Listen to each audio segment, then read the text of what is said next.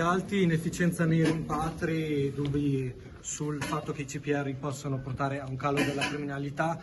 Vale la pena costruire un CPR in Trentino? Vale la pena perché sicuramente la gestione dei CPR per una serie di motivi è molto complessa, molto faticosa, anche per alcuni elementi a cui lei faceva riferimento, ma soprattutto perché la fatica di gestirli incrocia a volte alcune decisioni giudiziali che portano, l'abbiamo visto tante volte, poi a far uscire da questi centri delle persone pur non avendo nei requisiti a nostro modo di vedere. Ma noi teniamo duro, quindi questa realizzazione va a completare un'architettura che stiamo rafforzando anche in vista delle nuove regole europee che tenderanno a rafforzare i rimpatri, quindi non solo è già adesso importante ed economico, ma contiamo che costituisca questa realizzazione anche un investimento per il futuro. Ministro, abbiamo due sentenze, una della Consulta che appunto poneva l'accento sulla questione della restrizione della libertà personale, dei CPR definita problematica, arbitraria a volte, e poi nel senso che non c'è una legge, ha invitato il Parlamento a legiferare su questo. Poi ce n'è un'altra, il Consiglio di Stato, sul fatto che l'assistenza sanitaria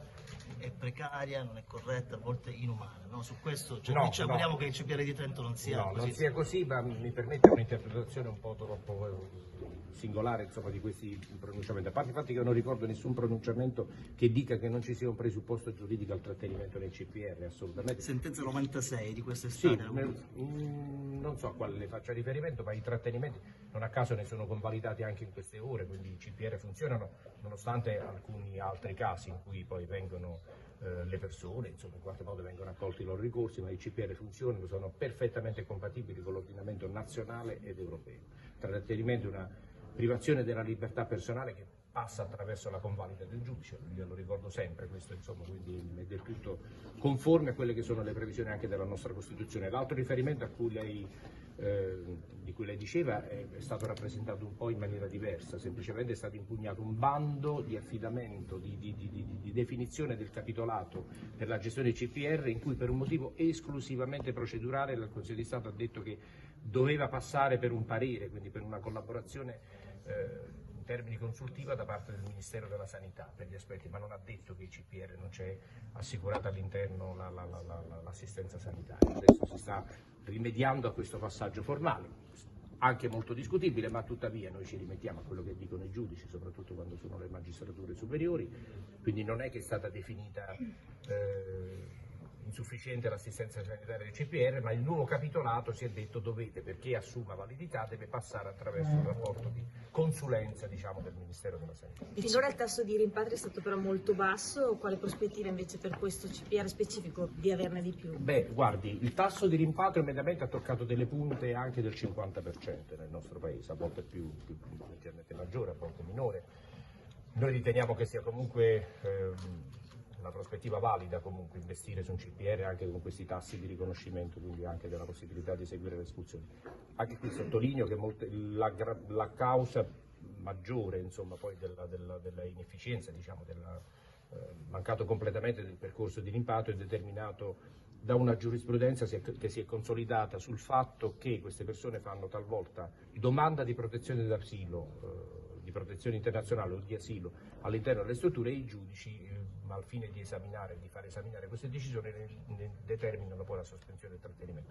Noi riteniamo che sia discutibile, ma questa è la motivazione. Ripeto, c'è in corso un investimento normativo anche europeo che probabilmente, a nostro modo di vedere, l'auspicio è quello, metterà un po' a posto le regole che presidiano queste procedure e quindi comunque riteniamo che ne valga la pena. Il CPR di Trento ha detto sarà un modello, in quale modo differirà dagli altri? No, sarà un modello soprattutto perché sarà un modello questo protocollo.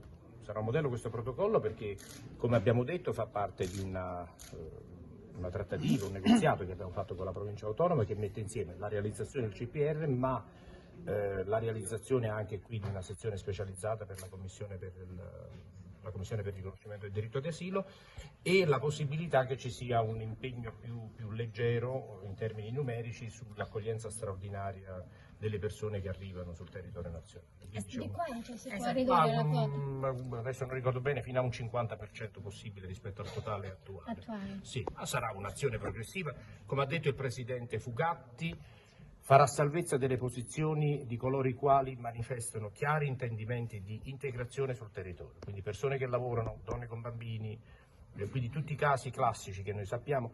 E mi ha fatto piacere, insomma, ho trovato significativo il riferimento che ha fatto il sottosegretario Molteni a quell'episodio di 2 anni fa che è successo a Rovereto. Noi quei casi di quella persona che commise quell'orribile delitto, tra tante altre cose, una persona per la quale non era stato possibile disporre il trattenimento per assenza di posti che erano stati cercati sul territorio. Quindi noi a quei casi lì noi badiamo, non a tutti i resto, non a chi viene e si predispone per integrarsi e cercare lavoro. Questo tenetelo sempre presente, e questo accordo in qualche modo sintetizza questo, perché mette insieme realizzazione del CPR ma sezione territoriale della Commissione per il riconoscimento del diritto di asilo e limitazione dell'impegno del territorio su casi di effettiva integrazione sul territorio di persone che arrivano con l'accoglienza straordinaria. Il CPR di Bolzano quando è che si aprirà? Perché Adesso stiamo lavorando anche lì.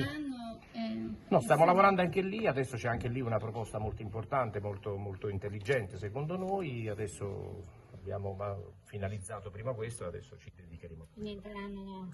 Entro l'anno questo qui? Sì, era previsto che. Mi cogli impreparato, guardi, ma non credo, non mi risulta, quindi siccome mancano 2 mesi alla fine dell'anno, lo credo, ma voglio dire, firmerei che fosse entro la metà del prossimo anno. Ministro, scusi, se il CPR